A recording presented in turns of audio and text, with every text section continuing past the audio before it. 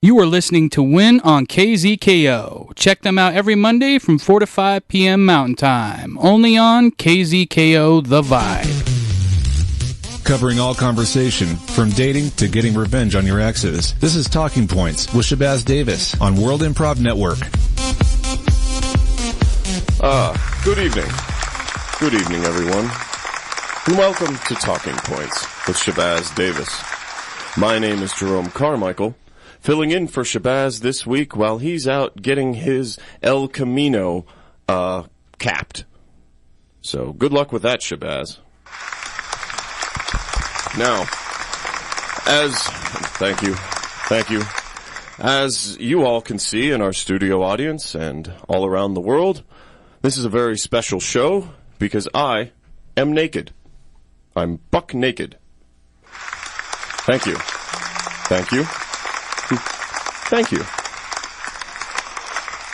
On today's show, we're going to be talking about nudity in the media. And clearly, as you can see, I am a supporter of nudity in the media. And our guest today is noted anti-nudist, Mr. Cyrus Sparks. Cyrus, welcome to the show. Thank you. I'm really excited to tell people why nudity is a sin, it's blasphemous, and why people shouldn't be nude, ever. Well, Cyrus, then let's jump right into that. Why? Because nudity is the exposure of the skin to all gazing eyes, and that is simply not for anybody else to see. Well, I would beg to differ, Cyrus, as I think if you look back historically at art, the nude form is one of the most common subjects throughout history. It is Venus, the David, have all been portrayed in their natural element. That's very true. And at the same time, over the course of history, while at the same time there's been nudity, there's also been famine, there's been war, there has been racism, there has been death. So you're saying that this nudity has caused all these things? I won't say there's cause, but there's definitely a correlation, and it leans correlation towards cause. Does not imply causation, sir. Well, I just said I didn't think it was cause. Okay. You said cause. Okay. Well, I think we can both agree then that it was not the cause. No, but it's... So you have simply presented a scare tactic for people who, for ignorant people who cannot form opinions for themselves. Good. I hope they're scared. Well, studio audience, what? People do not clap for this man. People should be scared of the human form. Look at how your audience flees. Please remain calm and remain in your seats. There is nothing. I am just simply a naked man. Okay, people, come on. Now let's keep it civil. This is an important issue that we're dealing with. Now, Mr. Sparks, it sounds like you're against not only nudity in the media, but nudity in everyday life as well. Yeah, that's right.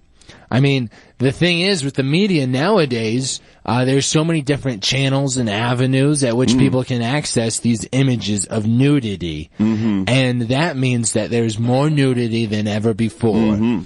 And at the same time, I think it's pretty clear that there's more bad stuff than ever before. And again, you're commenting on correlation, but not implying causation. No, I'm saying it's causation. Oh. Okay. I changed my mind. Oh. Well, this makes things easier then. Well, I had a data point just a few moments ago when a bunch of people left the audience. That was one data point. And that could correspond simply to the fact that I am a very unattractive naked man. Well, I think any kind of nakedness is unattractive. Mr. Sparks, when is the last time you were naked? I'm never naked. You have never been naked. I am always wearing some form of clothing. Now, hypothetically, Mr. Sparks, if you were to be wearing no clothes but socks, only socks, do you still consider yourself clothed? Partially. I'm like 7% clothed. Okay. Maybe so that does 3%. That does not. So if Small feet. were I wearing socks right now, I would be okay in your eyes. I would not be a sight that inspires fear and mayhem. Hey, come on, people, please remain calm. I am not going to hurt anyone. I am simply a man enjoying his nudity in public. Thank you. You would be better than totally nude. Totally nude is like 100% bad. Mm-hmm. So I would only be, say, 93% bad according to your metrics. Yeah, I mean, it depends on how big the socks are. Well, I have very large socks. All right, well then. Okay. Now, Mr. Sparks, when did you first become conscious of your negative feelings toward the human form? Probably when I saw my parents making love when I was about 5 years old. Oh, that's quite a traumatic incident. And it was, at the time, self-evident that nudity is bad. I shouldn't have seen that. I was marred by it. I was very disturbed. I had to be taken to a number of counselors. We moved a handful of times due to my emotional and social anxieties around just seeing other people's skin. Mm-hmm. Summer must be a very difficult time for you. I've never gone to any public parks, swimming pools, bathhouses. I'm sorry, bathhouses? Houses where there are baths, sure. Okay. It was my understanding those went away with the late 70s, but, I mean, who am I to judge? I'm 55 years old. Yes. So. Okay. Those were around. Well, since we have identified, I think, the trigger incident for you that has turned you against the beauty of the human form. That was simply my first data point. Yes. And it also sounds like it altered your thinking greatly. Caused a lot of anxiety. I put it on the same level as, Einstein was inspired to conceive of his general theory of relativity when he was at a park and he saw someone rowing a boat on the water, and he thought, what if I was a beam of light? He was inspired by that boat rower, though, and he had this great idea, right? He was inspired, and that's how I feel. Except, so I'm Einstein, and my rower's boat is my parents making love, and I'm a 5-year-old Einstein. Well, and the park is their bedroom. Oh. And the rowing motion is my father's hips. Okay. And the boat would be my mother's cavernous body. Oh, I'm sorry. Cavernous body? This is what nudity shows us. It shows us just how empty the human form is.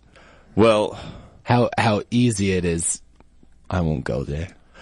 Well, Mr. Sparks, I know there's sensitive ears out there. There are. And I think some of those most sensitive ears and eyes were yours, Mr. Sparks. And I have taken it upon myself and my amateur psychology degree to try and cure you of this affliction that you have. Don't have an affliction. I'm just being very rational. It is not rational to wear clothes at all times, Mr. Sparks. So I would like to, please, we have someone very near and dear to you. Your mother, Cynthia Sparks, is backstage. No. Oh, no. So, Cynthia, could you bring that cavernous body of yours out Welcome, Cynthia. Cyrus, I am so sorry you had to witness that desecration of Norman human kind of activity. Why didn't you just lock the door? Because I wasn't able to get to the door in time. Your father kind of just blew on my ear, and the rest was history. Oh, I don't need to know need to know how you started. Cyrus, I'm sorry. It was a great piece of passion that developed, and I wish you could feel the same someday, my lovely boy. Oh, no, I don't want to have Dad on me. Mrs. Sparks, that's why you're here. Now, producers, could you please strap in Mr. Cyrus Sparks, please? Hey, get your hands off. Get your hands off. All right, you please remain there. Now, Cynthia? Yes. We talked about abuse. this backstage. Cyrus, your mother and I are going to make love right here on the desk in front of you. This is abuse. You can't make me watch this. Einstein, watch the boat. Oh, excuse me, Cynthia? Give the Windcast your suggestions via Facebook, Twitter, or the KZKO Wind blog during the commercial break of what issues the Wind counselors can help you with during Good, Bad, Ugly. Next on KZKO. You are listening to Win on KZKO. Check them out every Monday from 4 to 5 p.m. Mountain Time. Only on KZ.